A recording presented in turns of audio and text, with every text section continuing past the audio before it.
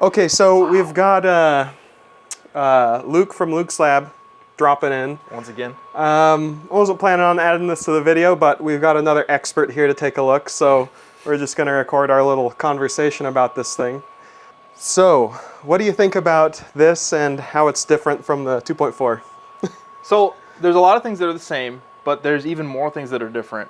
The biggest standouts for me are that, sure, it uses a lot of the same core design, motors in the back, layout of the belts, all the tensioners in the front, but it appears to me that, just from my 5 minutes, that they've taken everything from it and made it mass producible and in a manner that can be quality produced, at least. So the outliers for me are the outer beams here, and again, I'm not familiar at all with what he's been saying about this. I've said just about everything. I've only been introduced to it, haven't seen it run or anything at this point.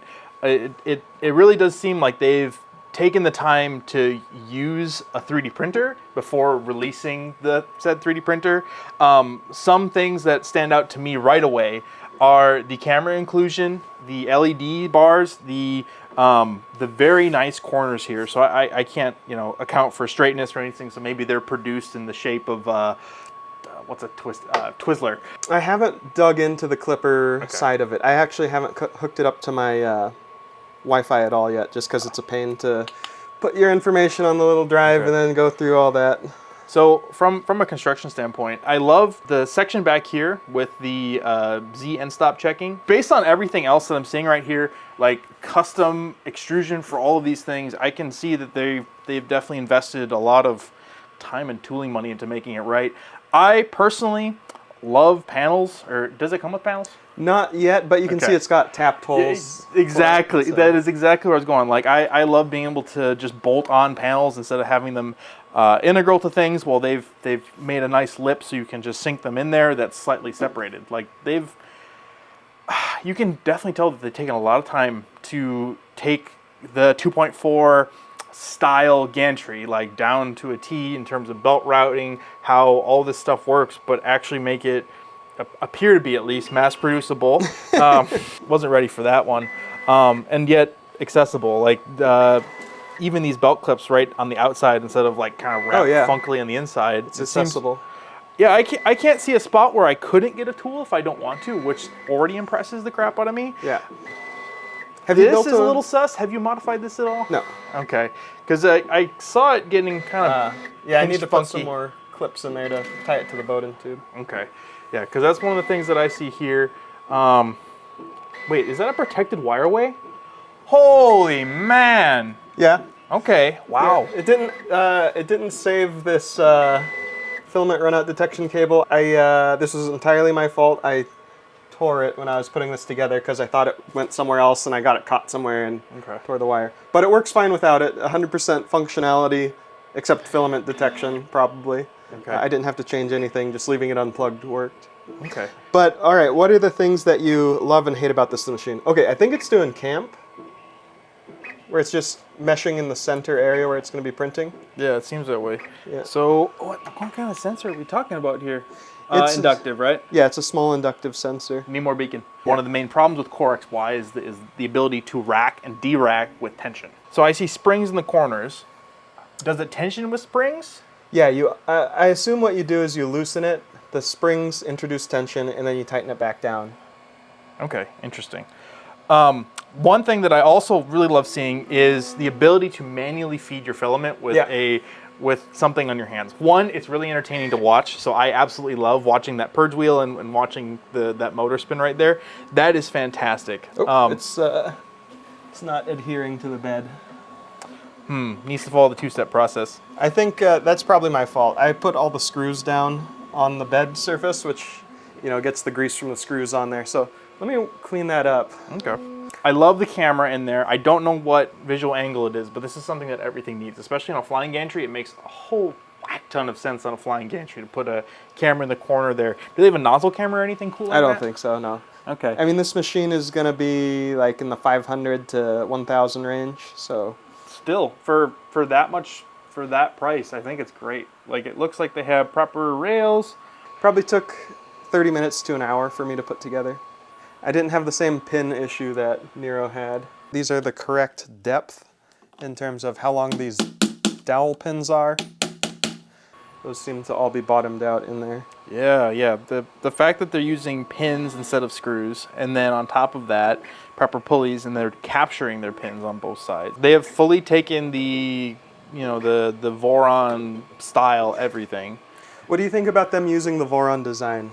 And like, it's heavily marketed as a Voron. So them heavily marketing it as a Voron is, okay, I am not supportive of that in any sense of the word. That's not cool. Voron created their own thing. Mm-hmm. They're doing something so that people can build tools at home to use for hobbying, use for business, all that kind of stuff. Yeah.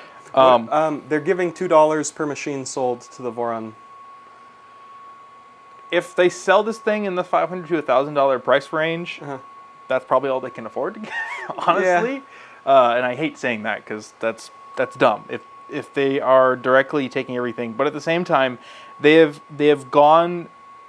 Well, I mean, think about it from a business perspective. They're deciding where they're going to cut cost in order to meet a price point. Right. Instead of cutting the cost to, say, like components or specs, yep, or increasing the price, they decided, we're only going to give Voron $2.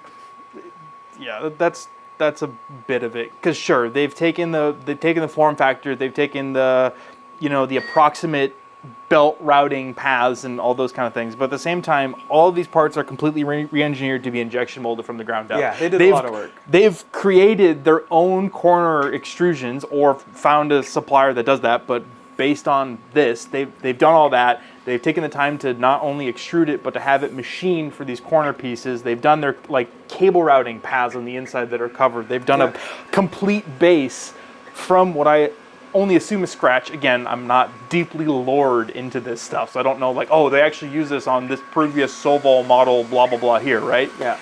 So, sure, they've taken the approximate Voron form factor, approximate belt path, but they've modeled everything else from scratch. Yeah. It's not like they've simply taken the existing under part and said, hey, injection molder, please injection mold this. No, it's designed from scratch to be injection molded in the approximate shape. Yeah. That is not a effortless undertaking. Definitely. So are they using the Voron image to potentially generate sales and or positive brand recognition? Yes. Have they stolen the actual fundamental design? No, other than using, again, that image to create a positive brand recognition. Yeah. Which everyone feels all warm and fuzzy inside when they hear Voron. Yeah.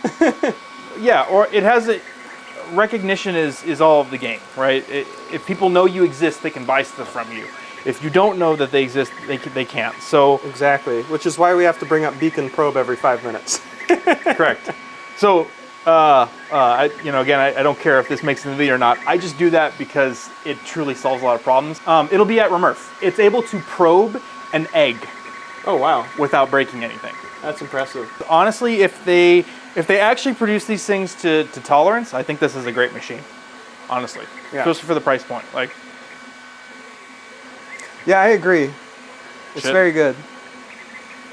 It's what I would consider to be someone's dream printer from 3 years ago. Yeah. Because we didn't have all this features that Bambu Lab implemented or that kind of stuff. It's just what's the best out of the hobby community? Can we recreate that at a low price point and have a great printer for modders? And again, they saved cost in a lot of areas here, including the screen and interface.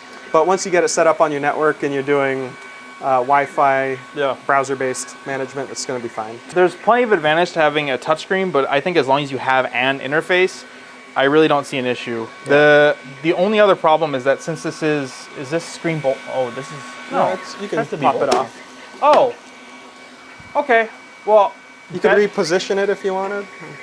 No, I think that those hole there in the quick mount means that I'm sure they're either going to sell a HDMI module in the future that can look at the TV. Yeah. So they're either going to do that or they're going to, or people are going to create their own mods and just chuck it on there anyway. Yeah. So I think this will be the new Ender 3 in terms of the printer that enthusiast modders can get and put a lot of upgrades into. I don't know what they would do with it though, other than buy a tube. and the beacon. Okay. And like what extruder, is that just like a Bondtech clone? I think it's a custom design. Okay. Maybe. I haven't looked too close. Wait. We'll pop that off. Let's just stop the print. Looks like they have a custom gear in here that's pretty close to Orbiter. So these teeth are very aggressive. I like seeing the coating on there. I'm not sure what it is offhand, but they have definitely taken the time to engineer this correctly. Is this a metal? Is that a metal or is that a helicoil? That's a metal body. That's metal. Wow. Okay. So they design their own. At a bare minimum, they're inspired by plenty of things and the general appearance, but they've taken the time to actually engineer the solution to it. So this is a pretty impressive unit throughout. This tool head is nice. That's bigger a big fan than expected. Yeah, that's big. I'm a big fan of giant tool head fans. There's also one on the back. Really? Okay, so is that directed cooling? Okay, so that's still directed cooling. But Pointed at the back side to fill in the wind shadow. Yeah. Interesting. I'm really curious what the overall shape of the air looks like when it's done, but it should be 4 jets coming in from each of the cardinal directions. Right, but these squirrel cage blowers, they typically have a very biased toward one side as they whip the air out. So I'm curious how much flow this side gets. Overall, they've definitely, man, it just really seems like they've taken a lot of time to engineer this thing. You can take a look at this benchy and the other one. Okay, so we're using cheating glitter. Yeah, but it still looks great. There's a little bit of smoothing on the bow. Yeah, you can see the rounded edges on there. Yeah, there's definitely quite a bit of smoothing, so maybe there isn't enough rigidity, or maybe I'm missing something. I haven't done a inspection test. Not very pleased with overall layer adhesion. Yeah, so these far. are pretty brittle. But that's the speed benchy. So if you slow down, you'll get a little more adhesion. Slow down or melt more, one of the two. Yeah.